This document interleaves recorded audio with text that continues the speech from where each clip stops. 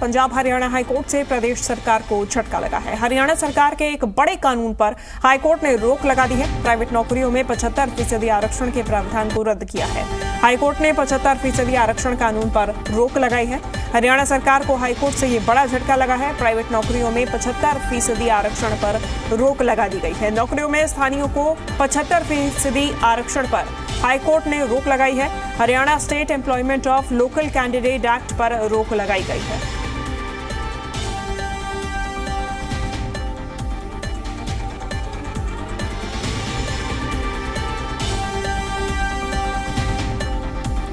इस वक्त की बड़ी खबर सामने आ रही है, जहां पर पंजाब हरियाणा हाईकोर्ट ने हरियाणा सरकार को एक बड़ा झटका दिया है।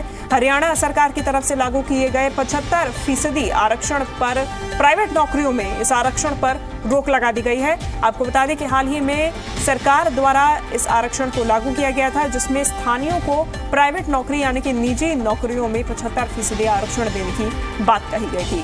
हाईकोर्ट ने नौकरियों पर 75% आरक्षण देने से रोक लगा दी है। तो इधर हरियाणा सरकार का कहना है कि प्रदेश के युवाओं को निजी क्षेत्र में 75% नौकरी मिले, इस लिहाज से सरकार ने कानून बनाया था। तो वहीं कांग्रेस नेता जयप्रकाश ने पलटवार करते हुए कहा कि हाईकोर्ट के फैसले से साफ है कि बीजेपी और जेजेपी वोट की राजनीति करती है। हरियाणा सरकार ने प्राइवेट उद्योगों के अंदर हरियाणा के युवाओं को 75% आरक्षण मिले, ऐसा एक कानून बनाया था। सरकार का उद्देश्य था कि हरियाणा के अंदर जो 2022 से लगने वाले नए उद्योगों में हरियाणा के युवाओं को ज्यादा से ज्यादा नौकरी मिले। माननीय हाईकोर्ट ने इस कानून को रद्द किया है। अभी कोई डिटेल ऑर्डर नहीं आया। एक बार डिटेल ऑर्डर आ जाएगा, उसको पढ़ के समझ के फिर उस पर आगे किस तरह से बढ़ा जाए, ये आगे फैसला किया जाए।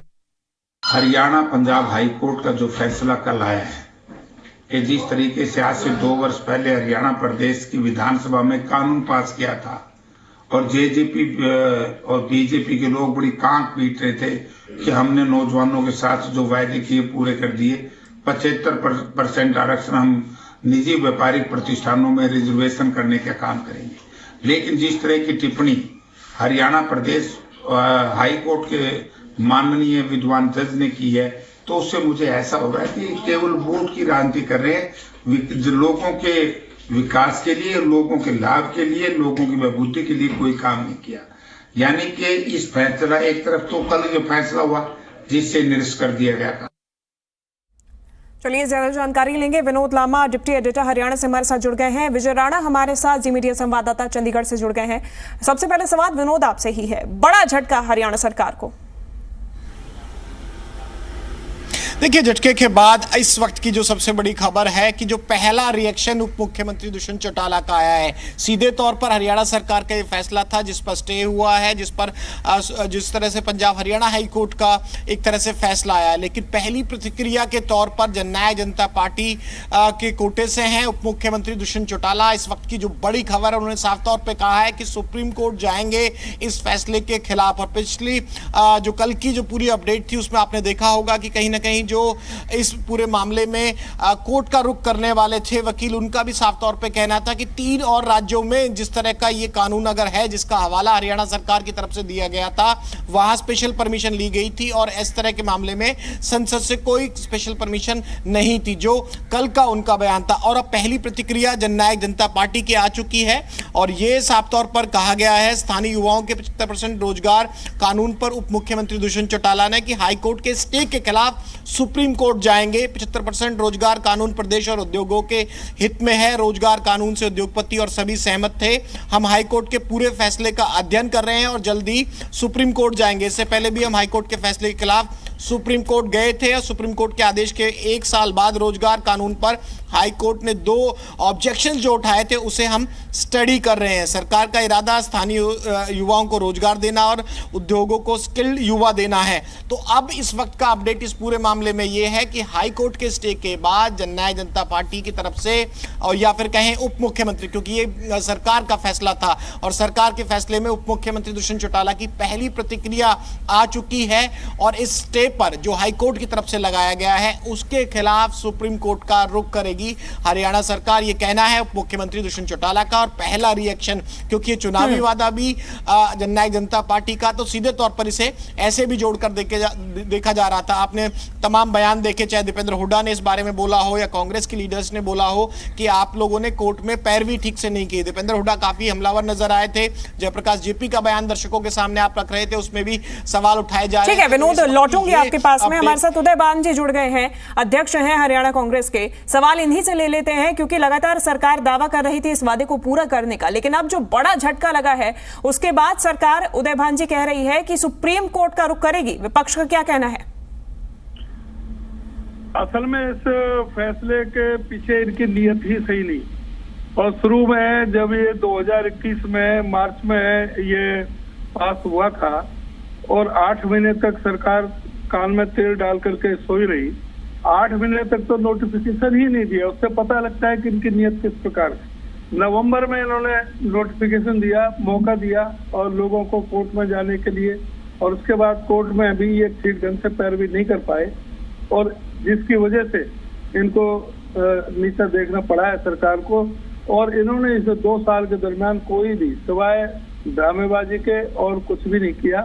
और अभी भी ये चुनावी साल है, इनका करने की कोई नीयत नहीं है, और ये कोई इनसे उम्मीद नहीं है कि ये ठीक ढंग से इसको पैरवी करके इसको मामले को लेंगे और युवाओं के साथ जो खिलवाड़ होने से इसको रोकेंगे। इसको पूरी तरह से अगर जो स्पेशल कोई परमिशन चाहिए थी, जैसे और प्रदेशों ने लिया, तो इन्होंने क्यों नहीं ली? वो ये उसको इनको पता होना चाहिए। इनके जो एडवोकेट जनरल हैं और इनके जो इसके पीछे जिनसे जो राय ली है, उन्होंने ठीक ढंग से वो कानून पास नहीं किया, उसमें कानून में कमी रही, जिसके वजह से ये हाईकोर्ट ने इसको निरस्त किया है। तो ये जो कमी है वो तो इसकी सरकार की तैयारी की कमी है। ये उसको ठीक ढंग से इनकी तैयारी नहीं थी। इसको कोर्ट की दिशा में भी इन्होंने उसको सही ढंग से पैरवी नहीं की, जिसका परिणाम ये हुआ है। और आगे भी सिर्फ इनसे उम्मीद कुछ नहीं है। ये चुनावी ठीक है उदय भान जी, हम जवाब दिग्विजय जी से ले लेते हैं। दिग्विजय चौटाला हमारे साथ जुड़ गए हैं, प्रधान महासचिव है जेजेपी से। दिग्विजय जी, विपक्ष का कहना है कि आप हाईकोर्ट में तो ठीक से पैरवी कर नहीं पाए, आगे कैसे जाएंगे? आगे भी यही हाल होगा? ये जो विपक्ष के प्रधान जी बोल रहे हैं, इनसे ये पूछो भूपेंद्र हुड्डा जी कितने एक अच्छे वकील हैं। पहले मेरी बात का जवाब ये देते सर। दिग्विजय जी बात पूरी कीजिए, सवाल तो कर रहे हैं कि भूपेंद्र हुड्डा जी कितने अच्छे वकील। भूपेंद्र हुड्डा अगर अच्छे वकील हैं, ठीक है दिग्विजय जी अभी हम बात करेंगे इस कानून की जिसका झटका आपकी सरकार को लगा है। मैं इसी कानून की बात कर रहा हूँ मैडम। मुझे हंसी आती है कि कितने इमेच्योर लोगों को प्रधान बना दिया जाता है कांग्रेस में, जिनको ये नहीं पता कि भूपेंद्र हुड्डा जाट आरक्षण नहीं टिका पाए, इसका मतलब भूपेंद्र हुड्डा की गलती थी। ऐसी बचकानी बातें करते हैं। ठीक है दिग्विजय जी हाईकोर्ट का फैसला आया, उसका क्या कहेंगे आप? अरे हाईकोर्ट का फैसला आया है, हमें पता है, प्रैक्टिकल बात है। अगर हाईकोर्ट की कोई फैसला हमारे सामने आया, हम सुप्रीम कोर्ट में जाएंगे, हम लड़ाई लड़ेंगे। दिया हमने है तो उसकी लड़ाई भी हम लड़ेंगे। भूपेंद्र हुड्डा और ये प्रधान जी नहीं लड़ेंगे उसकी लड़ाई, हम लड़ाई लड़ेंगे। हमारी नियत में था। आप 10 साल सरकार में रहे, आपने क्यों नहीं दिया? जब हमने दिया, आप 1 मिनट आप मेरे को बोलने दीजिए ना। अगर आपने ही सारे टाइम बोलना है तो फिर मेरे को क्यों आपने जोड़ा है? अगर मेरे को बोलने देंगे तो 2 मिनट बोलने दे। जी दिग्विजय जी, अगर हमने दिया, हमने इसलिए दिया, हमारी मिट्टी, हमारी धरती, हमारी उस पे इंडस्ट्रीज अगर आप लगाते हो, हमारे यहाँ पर अगर आपको सरकार से प्रिविलेजेस मिलते हैं, हमारी धरती पे अगर आप अपनी इंडस्ट्री लगा के उसके अंदर अगर हमारे बच्चों को रोजगार नहीं दोगे तो फिर हमारे बच्चों का भविष्य क्या होगा? हमने उसकी एक लड़ाई शुरू करी है। ठीक है दिग्विजय जी, लौटूंगे मैं आपके पास में। लड़ाई आपने शुरू की, लेकिन लगता है कि बेस उतना मजबूत हो नहीं पाया, क्योंकि तभी जब हाईकोर्ट में पैरवी करने की बात आई तो कहीं ना कहीं कमजोरी तो आई है। तभी तो हाईकोर्ट की तरफ से आपके अगेंस्ट में फैसला आया है। लौटूंगे आपके पास। प्रवीण अत्रे जी हमारे साथ जुड़े हुए हैं, मीडिया सचिव है हरियाणा सरकार के। प्रवीण जी स्वागत है आपका। फिलहाल झटका लग चुका है सरकार को, अब आगे क्या कदम? विस्तृत ऑर्डर जो है नहीं आया, एक बार विस्तृत ऑर्डर आएगा, उसको पढ़ के समझ के आगे कैसे बढ़ना है वो निर्णय किया जाएगा। प्रवीण जी, ओवरऑल तो एक रिव्यू समझ में आ रहा है कि हाईकोर्ट की तरफ से इस कानून को अनुमति नहीं है, इस कानून को खारिज कर दिया गया है, तो एक ओवरऑल रिव्यू तो समझ में आ रहा है। नहीं, देखिए ये तो ठीक है कि माननीय को हाईकोर्ट ने जो कहा, जो निर्णय दिया है, लेकिन कानूनी दृष्टि से अगर बात करते हैं तो उसके बाद के ऑप्शंस भी अभी खुले हैं।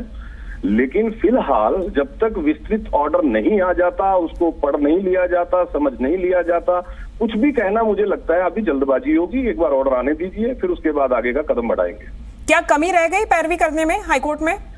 नहीं, देखिए अगर आप लीगल एस्पेक्ट से बात करेंगे, ऐसा नहीं होता कि कमी रह गई। सरकार का प्रयास था कि हरियाणा के अंदर जो नए उद्योग लगे उसमें हरियाणा के युवाओं को ज्यादा से ज्यादा रोजगार मिले।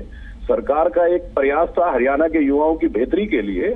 अगर कोर्ट ने कोई निर्णय दिया है तो उसके उस एस्पेक्ट्स पे भी काम करेंगे, लीगल एस्पेक्ट्स को चेक करेंगे, लेकिन वो सब होगा तभी जब ऑर्डर हमारे हाथ में विस्तृत तौर पे आ जाएगा। चलिए ठीक है, विनोद लांबा हमारे साथ जुड़े हुए हैं, डिप्टी एडिटर हैं हरियाणा के, सवाल करना चाहते हैं आपसे। विनोद।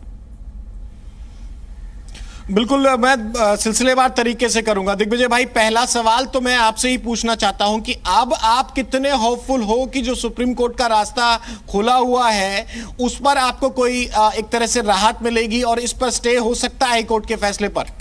विनोद जी, दो जवाब हैं। एक जवाब लीगल है, एक जवाब पॉलिटिकल है। लीगल जवाब ये है कि लीगल रेमेडी तलाशेंगे, सुप्रीम कोर्ट में जाएंगे। पॉलिटिकल जवाब और जो हमारा जमीर कहता है वो जवाब ये है कि खून के आखिरी कतरे तक इस फैसले को लागू करवाने के लिए लड़ाई लड़े। इससे क्लियर जवाब मैं नहीं दे सकता। अब कोई कुछ भी कहे जाए, बौखलाहट में कुछ भी बोले जाए। अभी मैं सुन रहा था, ये कांग्रेस के स्टेट प्रेसिडेंट हैं, कैसे बौखला रहे हैं। इनकी स्थिति नहीं समझ आ रही कि ये हरियाणा के युवाओं के पक्ष में है या विरोध में। और विरोध में है तो ये मुझे ये सीधा सीधा ये बताएं, भूपेंद्र हुड्डा से बड़ा वकील तो ये कांग्रेसी किसी को मानते नहीं, तो भूपेंद्र हुड्डा जाट का आरक्षण क्यों नहीं बचा पाया?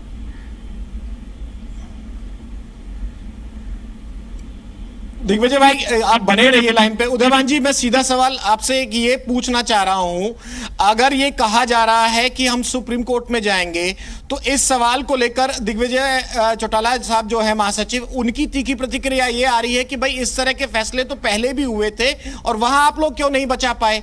अब आपका इसका दूसरा कोई काउंटर हो तो अब आप उदयभान जी प्लीज एक बार बोलिए।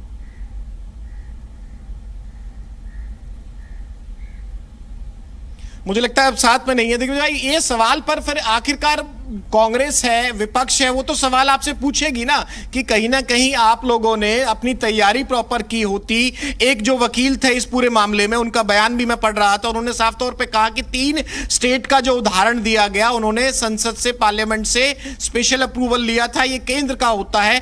क्या ये जो आप अगर कोई कानून लाए थे, ठीक है कांग्रेस राज में क्या हुआ, कांग्रेस नहीं कर पाई, वो अलग बात है, आप उनको पॉलिटिकल जवाब दे सकते हैं, लेकिन मैं आपसे ये समझना चाह रहा हूं कि अगर 3 स्टेट में इस तरह का उदाहरण आप लोग रख रहे थे, जो सरकारी वकील रख रहे थे सरकार की तरफ से बचाने का, ये एक लूप होल क्यों रह गया इसमें?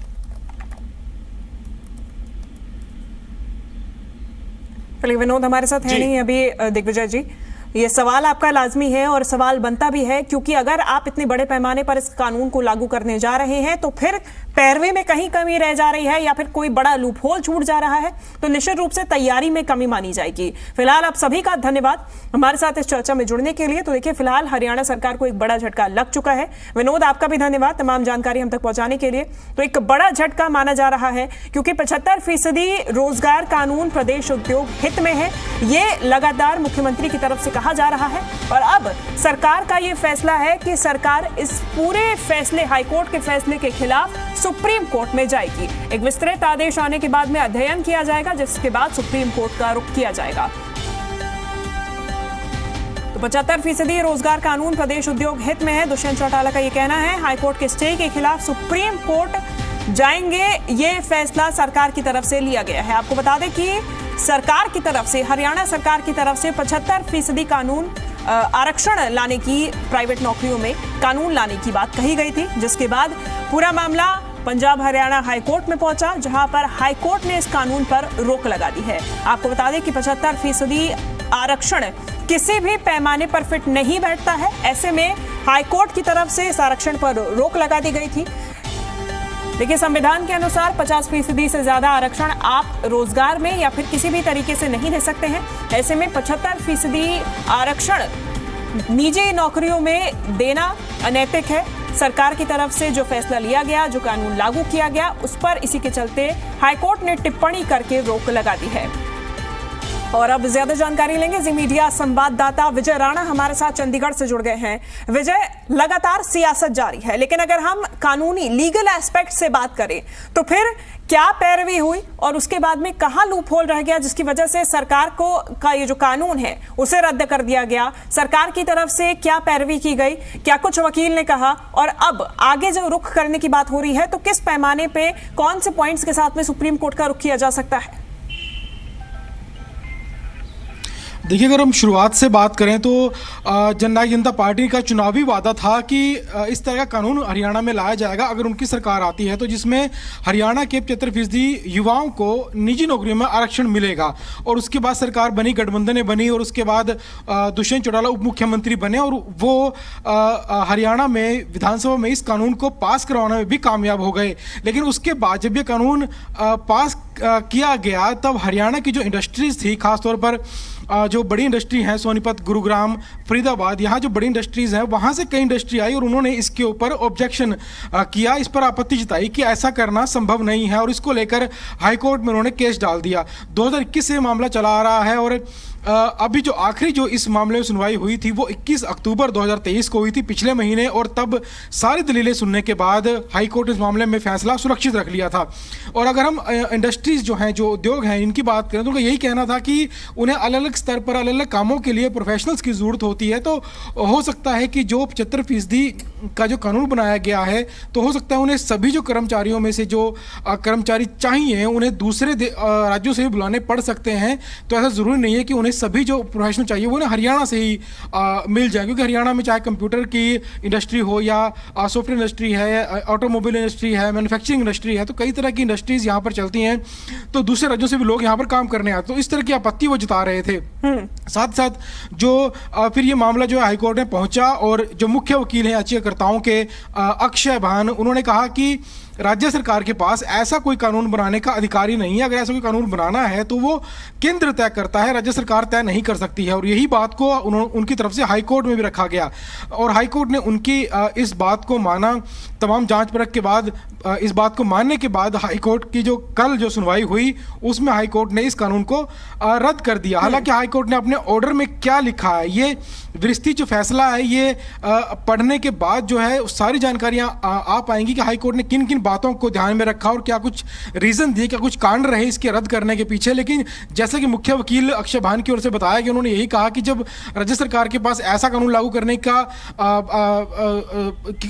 जो उनके पास अधिकार ही नहीं है, तो फिर राज्य सरकार इस तरह कानून क्यों कर सकते हैं? क्योंकि ये एक तरह से जो दूसरे राज्य हैं उनकी अनदेखी करने की बात सामने आ जाती है कि दूसरे राज्यों के लोग हरियाणा में आकर नौकरी नहीं कर सकते। और अगर ऐसा सभी राज्यों में हो जाएगा तो दूसरे राज्यों के जो लोग हैं वो कहाँ जाएंगे? दूसरी तरफ अगर जननायक जनता पार्टी की बात करें तो उन्होंने साफ तौर पर कहा है कि वो उप मुख्यमंत्री दुष्यंत चौटाला ने कहा कि वो अब सुप्रीम कोर्ट का रुख करेंगे और क्या कुछ मामला आया है, सारे जो बिंदु हैं आने के बाद में क्या रुख रहता है सरकार का और किस तरीके से आगे कदम उठाती है सरकार और किस तरीके से सुप्रीम कोर्ट में पैरवी की जाती है। फिलहाल आपका धन्यवाद विजय, तमाम जानकारी हम तक पहुंचाने के लिए।